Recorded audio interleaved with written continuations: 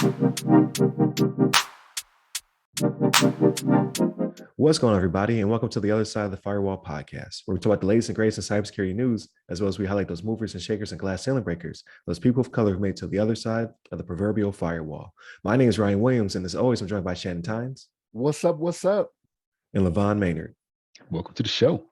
What is going on? So welcome to our Wednesday discussion episode. So Monday, we discussed some iOS issues with like thousands of compromised apps. So definitely tune in for that one, where I eat crow. Tuesday, we discussed how there was a breach of student loan information. 2.5 million people were hit with it. It can have some implications in the future when it comes to the campaigns that will come about to deal with the cancellation of student debt. So definitely tune in for that one. It may affect you. So that's how the news gets you, right? Like, we're going to talk about this recall right after the break. Like, watch these commercials. But definitely tune in for that one. And then today is our discussion. And then Fridays, we do everything else, right? So we call it the weekly rundown. We talk about everything except for cybersecurity. But today's discussion comes from an article written by the Thread Post by Grancy Burke and Jason Deeren. So this kind of goes back to an article we discussed maybe a year ago-ish. I don't have the exact episode number. I'm terrible with archiving these episodes. There's just too many of them. But I know for a fact we discussed this and its implications. So it's rearing its face once again. So the article's entitled "Tech Tool Offers Police Mass Surveillance on a Budget." So law enforcement agencies from suburban Southern California to rural North Carolina have been using an obscure cell phone tracking tool, at times without search warrants, that gives them the power to follow people's movements back in time, so they can get a pattern of life from your cell data. So this one is called Fog Reveal. It allows police to search hundreds of billions of records from 250 million mobile devices and harness the data to create location analysis known among law enforcement as patterns of life, according to thousands of pages of records about the company. So company was developed by, I think the article said some ex-Intel individuals came together and put it together. So it's definitely talked about in the military community about patterns of life. Like, you hear about it when it comes to the elimination of terrorists, right?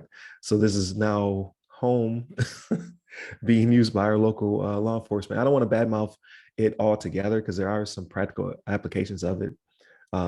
It is very 1984-ish, so I definitely wanted to bring it back on the podcast. But yeah, the company was developed by two former high-ranking Department of Homeland Security officials, so not Intel, Homeland. Under former President George W. Bush, it relies on advertising identification numbers, which FOG officials say are culled from popular cell phone apps such as Waze, Starbucks, and hundreds of others that target ads based on a person's movements and interests. So it's basically reverse engineering the tech that sells things to you, so products and services and goods based on your location, and instead then goes back in time and can show where you're at when you were there and all that good stuff without a search warrant, because it's kind of public knowledge, which is kind of scary.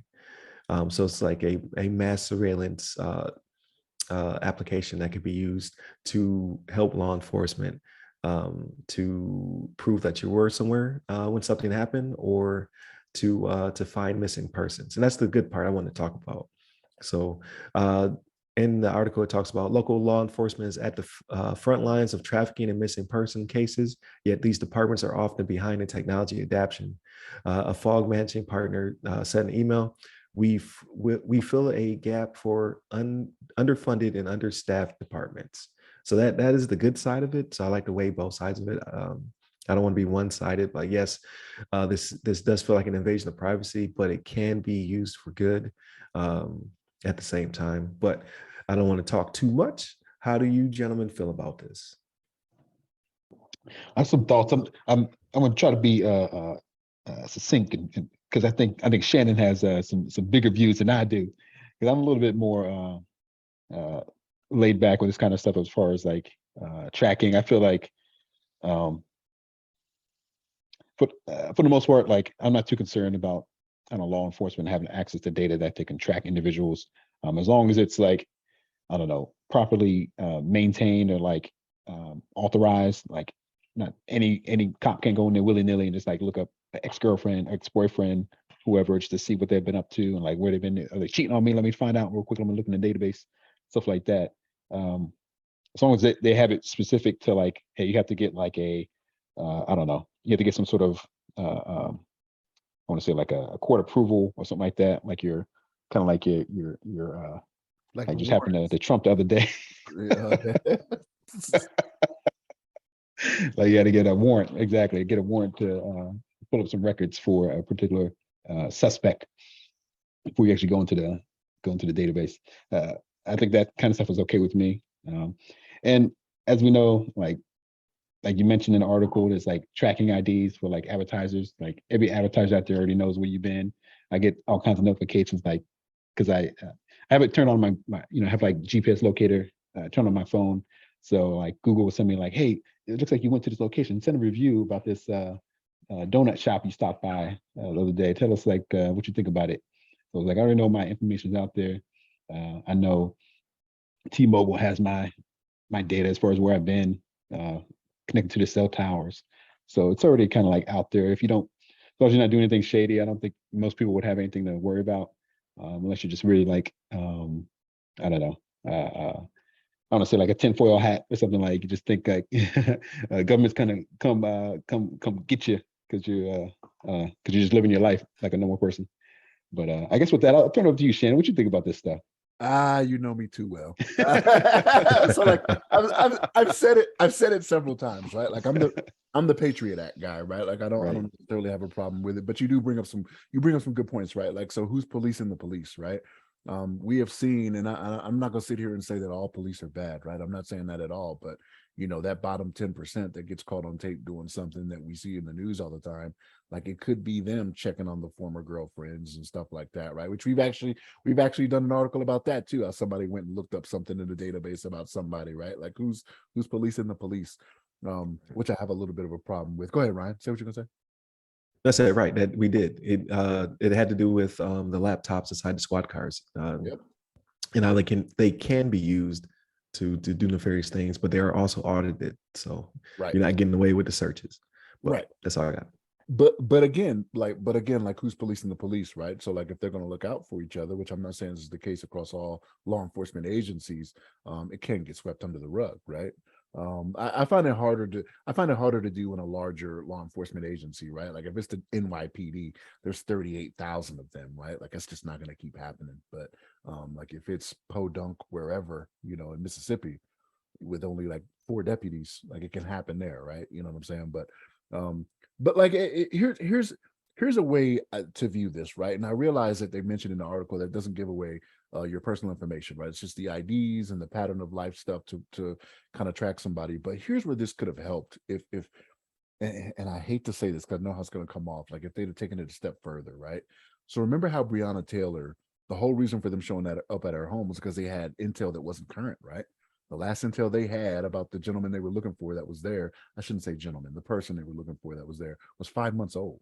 You know what I mean? So like if they were using this correctly, and if they could have known this guy hasn't been here for 4, 5, 6 months, whatever it may have been, that all could have been avoided, right?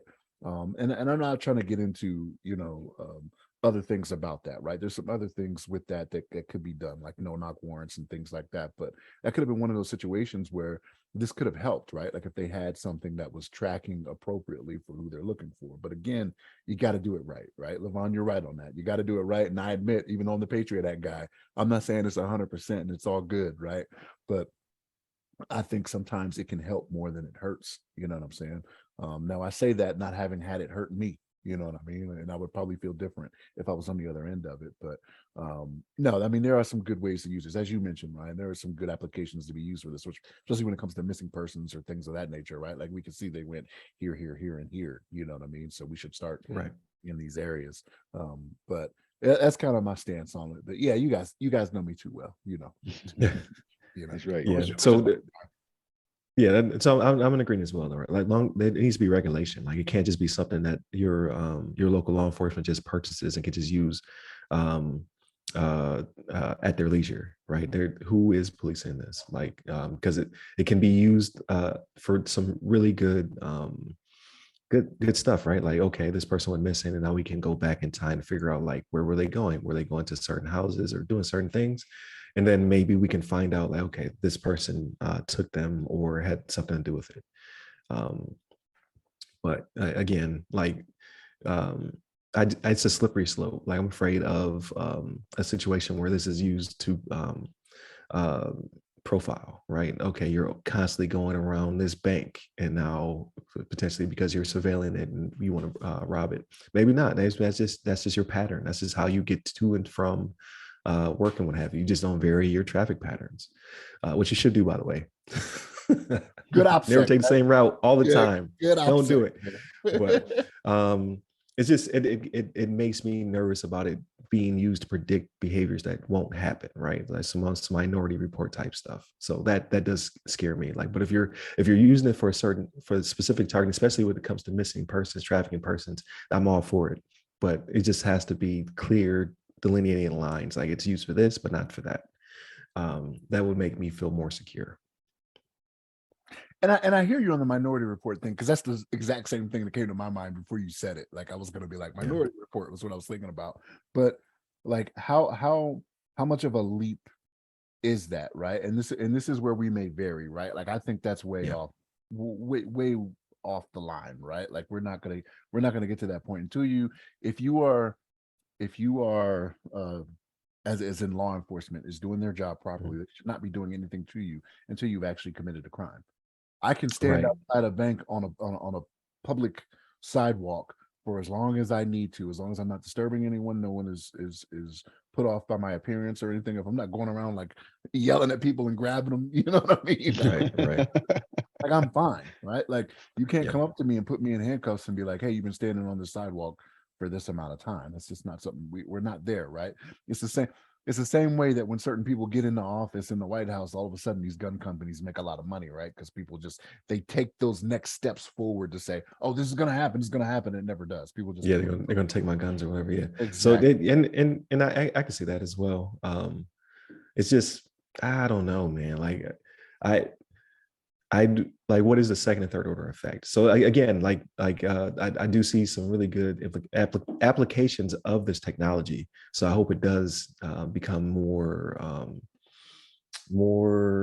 polished, and they can use it to find people when necessary. But I just again, like I think that is the future of predictive modeling when it comes to criminal behavior. Because they can already sell you stuff like you think your phone's listening to you, but it's not. It just knows you that well that hey, I can sell you this thing. But AI is biased, right? So what if they do decide to use it in that type of threat modeling? Like, will it be biased against a certain type of person? Like, who's to say? But this is years down the line, right? I'm thinking like future tech, future crime tech. But like just the application of said products, just they need to be scrutinized to make sure they're not being put into the nefarious hands. That's all I'm saying. But we will see. We'll see what the future holds, right? Like a year from now, we're talking about it actually being out there, like RoboCop style. So got police dogs chasing people down. Then I got to eat macro, Then I got to eat. I'm like, yo, you saw this? You saw this police dog mauling? You saw it? It wasn't supposed to be robot, so police robot dog. But we'll see. We'll see what comes of this. But great conversation. Thank you, Shannon. Thank you, LeVon. Definitely continue to tune in to the podcast. Check out all of our social media that goes by the podcast name. Hit me up. Personally, I'm at RYRY Security Guy. That's RYRY Security Guy. LinkedIn, Twitter, TikTok, and Clubhouse. And you, LeVon? Yes, sir. You can hit me up on the Twitters at LeVon Maynard. There it is. Stay safe. Stay secure. Take care.